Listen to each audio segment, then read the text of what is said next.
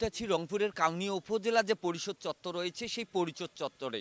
এখানে আমরা যেটা জানতে পেরেছি যে বর্তমান সরকার যে নবম পে স্কেল ঘোষণা দিয়েছিলেন এবং সেটি বাস্তবায়নের জন্য যে আশ্বাস দিয়েছিল বাংলাদেশ সরকারি কর্মকর্তাদের, সেই পে স্কেল বাস্তবায়ন থেকে সরকার সরে যাওয়ার কারণে আজকে কিন্তু সারা বাংলাদেশের ন্যায় কাউনিয়া উপজেলা পরিষদের যে ৩০টি সরকারি দপ্তর রয়েছে সেই ৩০টি সরকারি দপ্তরের যারা কর্মজীবী চাকরিজীবী রয়েছেন তারা কিন্তু আন্দোলন করছেন। তাদের যেমনটি দাবি যে বিগত সরকারের সময় তারা এই নবম পে স্কেল এবং গ্রেড সিলেকশন যে বাস্তবায়নের দাবি তারা তুলেছিলেন, সেই বাস্তবায়নের দাবি থেকে কিন্তু সেই সরকার বিগত সরকার কিন্তু আশ্বাস দিলেও সেটি কিন্তু বাস্তবায়ন করেনি।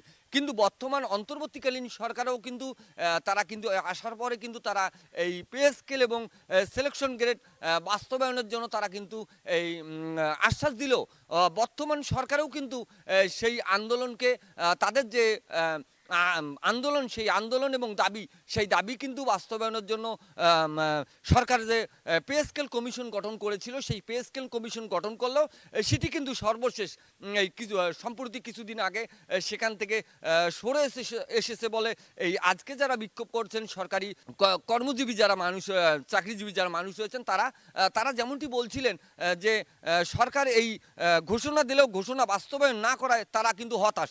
তা আমরা এখানে জানতে চাচ্ছি যে আপনি তো এই উপজেলায় চাকরি করেন, জি সরকারি চাকরি করেন, জি আজকে আপনাদের আন্দোলনটা কিসের একটু বলুন। আমাদের আন্দোলনটার মূলত বিষয় হলো নবম জাতীয় পে স্কেল আমাদের কর্মচারীদের দীর্ঘদিনের দাবি, প্রাণের দাবি। আমরা সাধারণত কর্মচারীরা ৮,২৫০ টাকার স্কেলে চাকরি করি। এই ৮,২৫০ টাকার স্কেলে ১৫ সালে এই স্কেল দেওয়ানো হয়েছে, তখন থেকে আমাদের কোনো বেতন ভাতা বাড়ানো হয়নি। বিভিন্ন সময় আমরা আন্দোলন করে গেছি, সরকার আশ্বাস দিলেও তা বাস্তবায়ন করেনি। আমরা আশাবাদী ছিলাম যে অন্তর্বর্তীকালীন সরকার নতুনভাবে পে কমিশন গঠন করছে। পে কমিশন গঠন করার পর তারা দীর্ঘভাবে ৬ মাস সময়ে কাটিয়েছে এবং আমাদেরকে বিভিন্ন আশা আকাঙ্ক্ষা দেখিয়েছে। সেই প্রেক্ষিতে আমরা সরকারি চাকরিজীবীরা যে ৮,২৫০ টাকা স্কেলে আমরা চাকরি করি, আমরা আমাদের পরিজন নিয়ে আমরা দুবেলা দুমুঠো ভাত ঠিকভাবে খাইতে পারি না, চলতে পারি না। এর কারণে আমরা আজকে দীর্ঘদিনের দাবি হিসাবে আমাদের যখন পে কমিশন গঠন করা হলো, পে কমিশনের যখন চূড়ান্ত সুপারিশ জমা করা হলো প্রধান উপদেষ্টা মহোদয়ের কাছে, তারপর তার ২-৪ দিন পরেই পে কমিশনের সদস্যরা সরকারের উপদেষ্টা জ্বালানি ও খনিজ সম্পদ মন্ত্রণালয়ের উপদেষ্টা ঘোষণা দিলেন যে আমাদের পক্ষে পে স্কেল দেওয়া সম্ভব নয়। এই ক্ষেত্রে আপনারা পে কমিশন গঠন করলেন কেন, আর পে কমিশন দেবেন এই কেন? এই পে কমিশন গঠন করার পর বিভিন্নভাবে দ্রব্যমূল্যের দাম বেড়ে যায়। আমরা এখন আমাদের জীবন পরিবার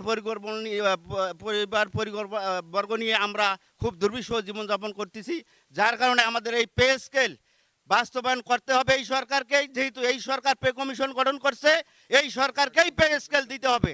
তা না হলে আমরা সারা বাংলাদেশের ২৫ লক্ষ কর্মচারী এর চেয়ে আমরা দুর্বার আন্দোলন করে তুলব ইনশাআল্লাহ। আমরা যেমনটি তার কাছে শুনতে পারছিলাম যে বর্তমান যে দ্রব্যমূল্যের ঊর্ধ্বগতি সেই ঊর্ধ্বগতিতে তারা যে বেতন ভাতা যেটা পায় সেই বেতন ভাতায় কিন্তু তাদের যে সংসার সেই সংসার পরিচালনা করতে কিন্তু তাদেরকে খুবই দুর্বিষহ জীবনযাপন করতে হয়। এ কারণে সরকারের যে তাদের যে দাবিটি সেটি দাবিটি যে তারা যেমনটি বলছিলেন যে বর্তমানে দ্রব্যমূল্য যে ঊর্ধ্বগতিকে তাদের যে চলার যে পরিজন নিয়ে যে চলার যে তাদের কাজ সেটি কিন্তু এই বেতন তারা বেতন ভাতা পায় সেই বেতন দিয়ে তাদের চলে না। আমরা আরেকজনের সঙ্গে কথা বলবো, এখানে সরকারি আরেকজন কর্মজীবী রয়েছেন।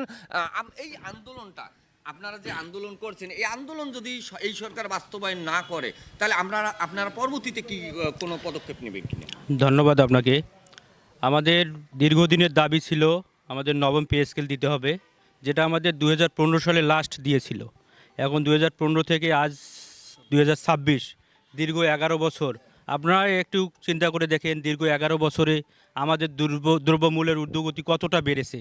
যে জায়গায় আমাদের ২০১৫ সালে ১ কেজি মাংসের দাম ছিল ২০০-২৫০ টাকা, এখন আমরা সেই মাংস খাচ্ছি ৭০০-৮০০ টাকা দিয়ে। ঠিক সেরকম প্রতিটা জিনিসের দাম অনেক বেড়েছে। এখন আমাদের প্রাণের দাবি ছিল আমাদের এই অন্তর্বর্তীকালীন সরকার আমাদের নবম পে স্কেল বাস্তবায়ন করবে। পে কমিশন রিপোর্ট দিছে, কিন্তু লাস্ট সময় আমরা এখন জানতে পারতেছি যে এই সরকার নাকি দিতে পারবে না। এখন এই সরকার যদি না দেয়, আমরা কিন্তু খুবই মর্মাহত হয়েছি ওই সরকারের জন্য।